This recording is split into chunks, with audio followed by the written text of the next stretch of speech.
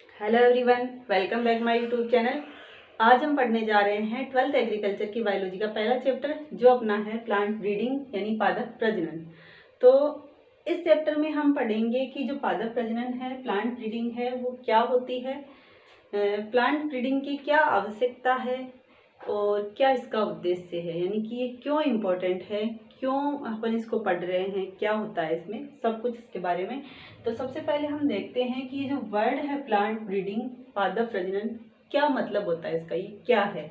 तो पादप प्रजनन क्या होता है, यानी फसली जो पादप है, फसली पादपों की आनुवांशिकता में परिवर्तन करना, उसकी जो आनुवांशिक संरचना यानी जो उनकी जीनी संरचना होती है, उस जीनी संरचना में परिवर्तन करके वांछित लक्षणों वाले, इच्छित लक्षणों वाले उन्नत किस्म के पादप तैयार करने की जो विधि है, जो प्रोसेस है, वही क्या कहलाती है, प्लांट ब्रीडिंग कहलाती है। क्या करना है इसमें, जो फसली पादप है या कोई भी जो मानव उपयोगी पादप है, जो मानव के लिए आर्थिक महत्व वाले प्लांट है, उन प्लांट्स की जो जेनेटिक संरचना होती है, आनुवांशिक जो संरचना है, यानी कि उनकी जो जीनी संरचना है, उस जीनोटाइप में या जीनी संरचना में चेंजेस करना और उनसे उन्नत किस्म वाले या वांछित लक्षणों वाले, इच्छित लक्षणों वाले प्लांट तैयार करने की जो विधि है, उसी को हम क्या कहते हैं, पादप प्रजनन कहते हैं। अब पादप प्रजनन की आवश्यकता क्या हुई या इसकी हिस्ट्री क्या है, ये कब से शुरू हुई, क्या हुआ इसमें। तो पादप प्रजनन के बारे में तो प्राचीन समय से ही हमारे यहाँ चला आ रहा है। प्राचीन समय में भी मानव क्या करता था, अपने आर्थिक महत्व के लिए, अपने ज़्यादा से ज़्यादा आर्थिक लाभ के लिए पहले क्या करता था, वो जो अच्छे कैरेक्टर वाले प्लांट होते थे उनको चयन करता था, यानी कि अच्छे लक्षणों वाले पादपों को चयन करके उनको चुन लिया जाता था और चुन करके उनसे जो बीज प्राप्त होते थे, उन्हीं से नए पादप तैयार किए जाते थे।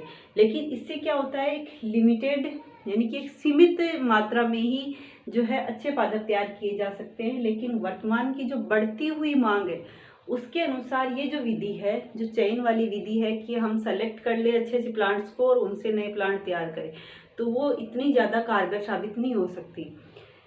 इसके अलावा भी प्राचीन समय से ही जो फसली पादप है या जो प्लांट्स है, उनके बारे में काफ़ी जो है खोजें होती रही है। जैसे कि सन 1900 में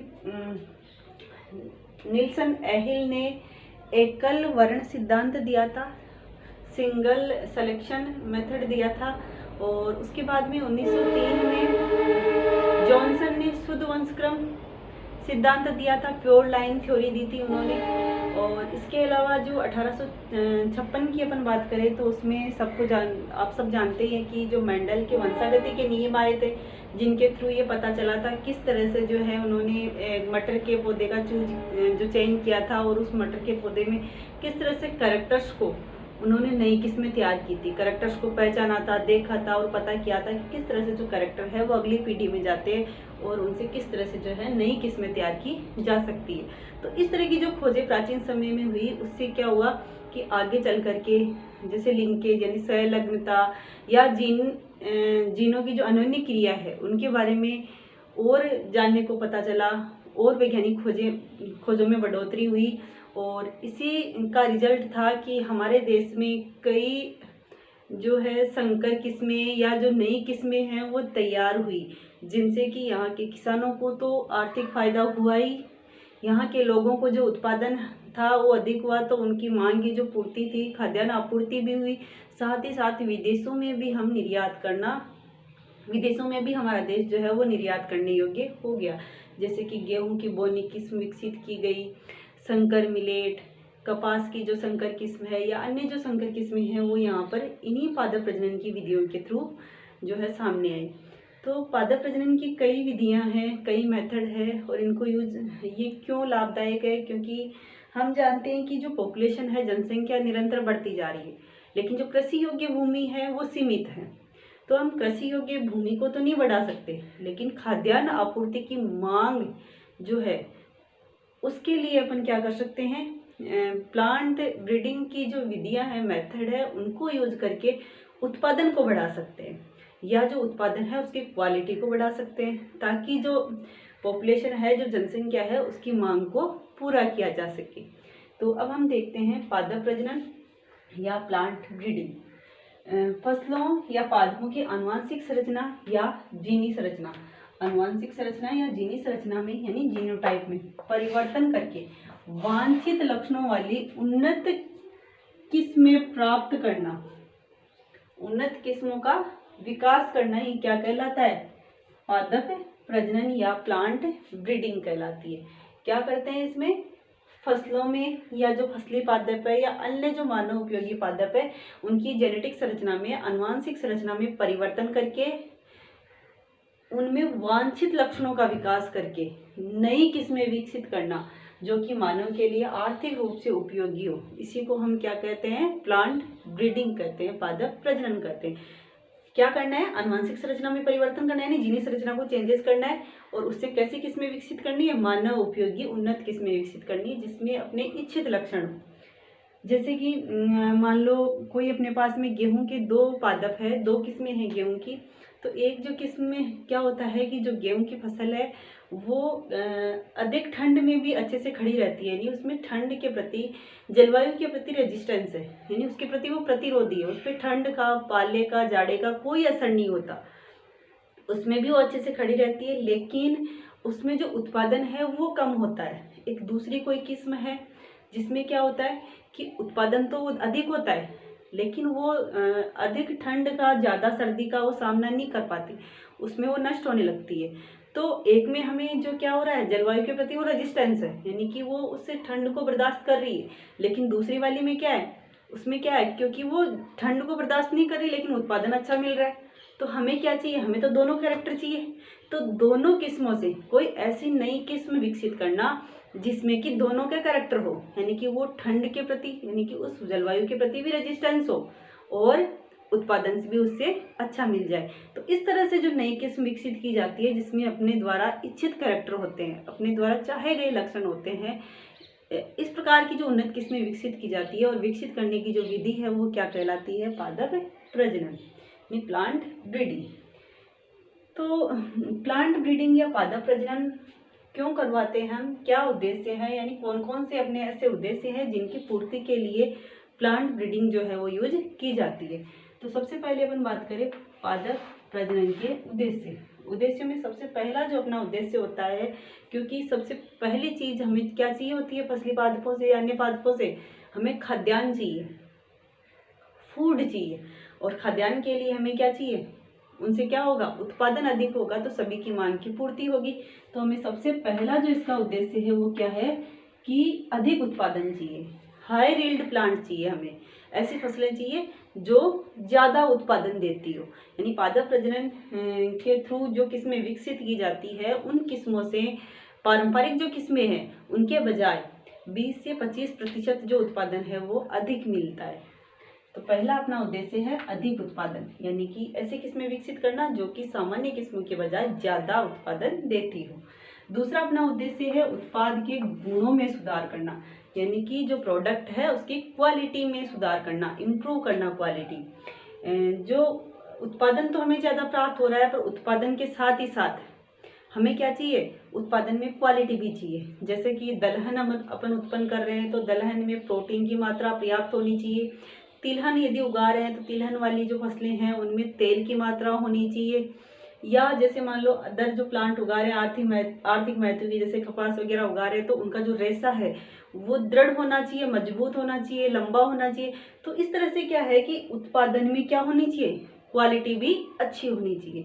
तो प्लांट ब्रीडिंग के थ्रू हम क्या करते हैं, हमें ऐसी किस्में विकसित करनी है जिनके उत्पादन तो अधिक प्राप्त हो ही हो, उत्पादन के साथ साथ उत्पाद के गुणों में भी सुधार हो, उनकी क्वालिटी भी अच्छी हो।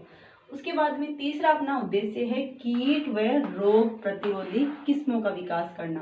प्लांट ब्रीडिंग के थ्रू हम क्या चाहते हैं? हम ये चाहते हैं कि जो पादप है उन पादपों में क्या हो जाए? रेजिस्टेंस उत्पन्न हो जाए, प्रतिरोध उत्पन्न हो जाए। किसके प्रति? कीटों और रोगों के प्रति। ऐसी किस्में विकसित करना चाहते हैं जो कि कीटों का या रोगों का सामना कर सके। कई फसलें ऐसी होती है जिनमें कि कई बार अचानक से रोग लग जाता है या कोई कीट आक्रमण कर देते हैं तो वो क्या हो जाती है? पूरी फसल नष्ट हो जाती है और काफ़ी आर्थिक नुकसान होता है। तो पादप प्रजनन के थ्रू ऐसी किस्में विकसित करना जो कि कीटों का सामना कर सके, यानी कीटों के प्रति प्रतिरोधी हो, और रोगों से भी वो लड़ सके, यानी रोगों का भी उन पर कोई प्रभाव ना हो। अपना जो चौथा जो उद्देश्य है वो है अधिक दक्षता वाली किस्में विकसित करना। ज़्यादा एफिशिएंसी वाली जो किस्में हैं वो हम विकसित करना चाहते हैं, ज़्यादा दक्षता वाली, यानी ऐसी किस्में विकसित करना जो कि जल यानी कि सिंचाई, खाद या उर्वरक की पर्याप्त मात्रा को उपयोग करके ज़्यादा उत्पादन दे सके। उसके बाद में अगला अपना है शीघ्र पकने वाली किस्में विकसित करना।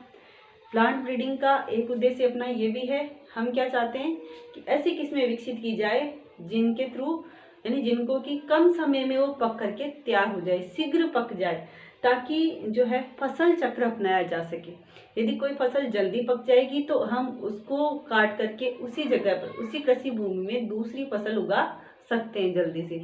जैसे कि गेहूं और जो धान है यानी चावल, गेहूं और चावल का जो फसल चक्र है, इसमें गेहूं और चावल की जल्दी पकने वाली किस्में यदि पादप प्रजनन की विधि के द्वारा तैयार कर ली जाए तो उन्हें बदल बदल करके जल्दी जल्दी बोया जा सकता है और जल्दी पक करके हमें अधिक उत्पादन प्राप्त हो पाएगा। तो फसल चक्र अपनाने के लिए शीघ्र पकने वाली किस्में तैयार करना भी क्या है, उद्देश्य है किसका, प्लांट ब्रीडिंग का, पादप प्रजनन का। उसके बाद में अगला अपना ऑब्जेक्ट है वो क्या है, समकाल पकने वाली किस्में विकसित करना। ऐसी किस्में विकसित करना जो एक ही समय पर एक साथ पकती हो। पूरे खेत में, पूरी कृषि भूमि में जहाँ पर फसल उगा रखी है, यदि वो पूरी फसल एक साथ पक करके तैयार होती हो तो उसकी क्या कर सकते हैं, एक ही साथ कटाई कर सकते हैं। एक साथ कटाई करने से उसकी कटाई में आसानी रहती है। अगर एक ही जो खेत में एक जगह जो फसल खड़ी है अगर वो एक ही समय पर पक करके तैयार नहीं होती है तो उसको काटने में, इकट्ठा करने में परेशानी होती है। तो एक साथ एक ही समय पर पकने वाली सारी फसल एक साथ पके, एक समय पर पकने वाली फसलें तैयार करना भी पादप प्रजनन का क्या है, उद्देश्य है। अगला उद्देश्य क्या है पादप प्रजनन का, प्रकाश असंवेदीता वाली किस्में तैयार करना। यानी ऐसी किस्में तैयार करना जो प्रकाश के प्रति संवेदी ना हो। कुछ जो किस्में होती है, कुछ जो फसलें होती है, कुछ प्लांट होते हैं जो कि किसी विशेष पर्टिकुलर जलवायु में ही पनपते हैं, यानी किसी पर्टिकुलर जो प्रकाश की जो रेंज होती है उसी में वो विकसित होते हैं। उन्हें जितनी मात्रा में प्रकाश चाहिए होता है उतना मिलता है तो ही वो ग्रोथ कर पाते हैं, अदरवाइज नहीं करते। यानी कि कुछ जो किस्में हैं वो कम प्रकाश में अच्छे से ग्रोथ करती है और कुछ जो होती है वो ज़्यादा प्रकाश में सर्वाइव करती है। तो पादप प्रजनन के थ्रू ऐसी किस्में विकसित की जानी चाहिए जो जिन पर कि प्रकाश की मात्रा का, प्रकाश की उपस्थिति का कोई प्रभाव ना हो, यानी कि प्रकाश के प्रति उनमें कोई संवेदनशीलता ना हो, तो उन्हें हम किसी भी जलवायु में, किसी भी स्थान पर आसानी से उगा सकते हैं। अगला जो इसका उद्देश्य है वो है प्रसुप्ति हटाना।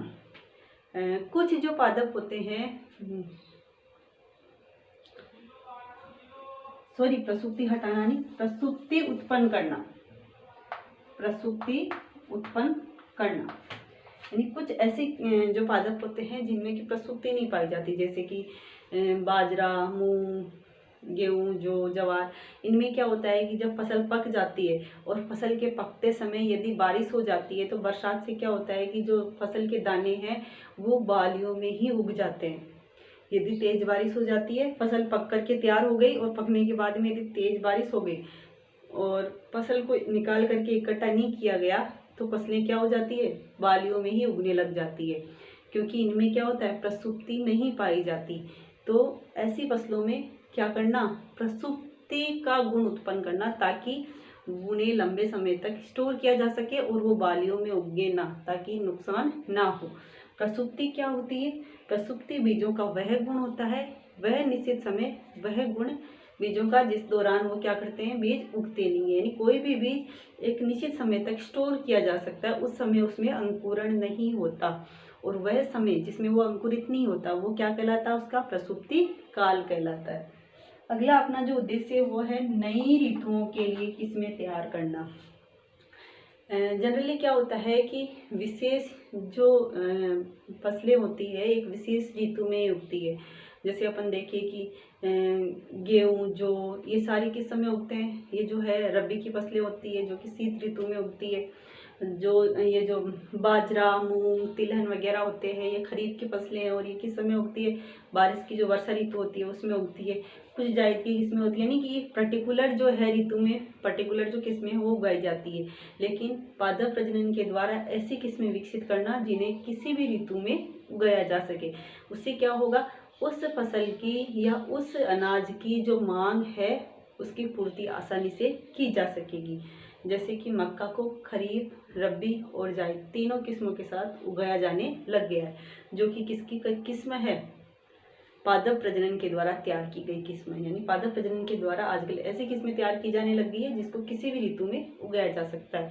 और अपन देखते हैं कि कुछ सब्जियां जो पहले हम किसी पर्टिकुलर सीजन में ही ले पाते थे, यूज कर पाते थे, लेकिन आजकल हम देखते हैं कि हर सीजन में कोई भी सब्जी हमें अवेलेबल हो जाती है। उसका रीज़न क्या है कि प्लांट ब्रीडिंग के थ्रू उन किस्मों में, उन सब्जियों की जो किस्में थी उनमें ऐसे चेंजेस कर दिए गए, उनकी जीनी संरचना को परिवर्तित कर दिया गया और वो अभी किस्में हैं जो किसी भी ऋतु में उगाई जा सकती है। तो पादप प्रजनन का ये भी उद्देश्य है कि किसी भी ऋतु में कोई भी जो है फसल, कोई भी पादप उगाया जा सके। अगला जो है वो है सूखा और लवण रोधिता वाली किस्में विकसित करना। पादप प्रजनन का अगला उद्देश्य क्या है कि सूखे और लवणों में भी, लवण युक्त भूमि में भी जो आसानी से ग्रो कर जाए ऐसी किस्में विकसित करना। अपने देश में अधिकांश जो हिस्सा है वो क्या है, असिंचित क्षेत्र है जहाँ पर जल की कमी है, और ऐसी भूमि में क्या होता है, लवणों की वैसे भी अधिकता होती है। तो वहाँ पर क्या है, जो प्लांट्स होते हैं, जो फसलें होती है वो अच्छे से ग्रो नहीं कर पाती, अच्छे से वृद्धि नहीं कर पाती। तो किस्मों में फसलों की ऐसी नई किस्में विकसित करना जिनमें कि लवणों के प्रति या फिर जो है सूखे के प्रति प्रतिरोधकता हो, उसको वो सहन कर सके, उसमें भी अच्छे से ग्रो कर सके। इसके बाद में अगला जो अपना उद्देश्य है वो है अविषालु पदार्थों रहित किस्में प्राप्त करना, यानी टॉक्सिन्स रहित किस्में तैयार करना। आजकल क्या है, प्लांट ब्रीडिंग के थ्रू ऐसी किस्में तैयार की जाने लगी है जिनमें क्या होता है, जो मनुष्य के लिए हानिकारक यदि कोई तत्व, कोई टॉक्सिन्स किसी फसल में है या किसी प्लांट में है, किसी पादप के उत्पाद में है, तो उसको हटा दिया जाए। जैसे कि सरसों का जो तेल है, सरसों के तेल में इरूसिक अम्ल पाया जाता है, जिससे कि अगर अपन सरसों के तेल को यूज़ करते हैं तो आंखों में जलन या थोड़ी जलन सी हमें महसूस होती है, तीखापन सा महसूस होता है। तो पादप प्रजनन की विधियों के द्वारा ऐसी किस्में विकसित करना कि उस इरूसिक अम्ल के प्रभाव को हटाया जा सके, यानी कि कोई भी अगर फसल है तो उसके टॉक्सिन्स को, उसके अविषालु प्रभाव को खत्म किया जा सकता है और ऐसी किस्में विकसित की जा सकती है। उसके बाद में अपना लास्ट जो है उद्देश्य वो है अविश्रित किस्में तैयार करना। जैसे कि जैसे कि अविष्टरण वाली कुछ किस्में हैं, जैसे कि मूंग, उड़द, सरसों, ऐसी फसलें तैयार करना जिसमें अविष्टरण का गुण हो, जो विस्तृत नहीं होती हो। तो ये थे अपने प्लांट ब्रीडिंग के एम्स या ऑब्जेक्टिव्स, यानी उद्देश्य। यानी हम प्लांट ब्रीडिंग क्यों करवाते हैं, पादप प्रजनन का क्या उद्देश्य है, कि फसलों की आनुवंशिक संरचना में, जीनी संरचना में परिवर्तन क्यों चाहते हैं। तो ये सारे हमारे उद्देश्य थे।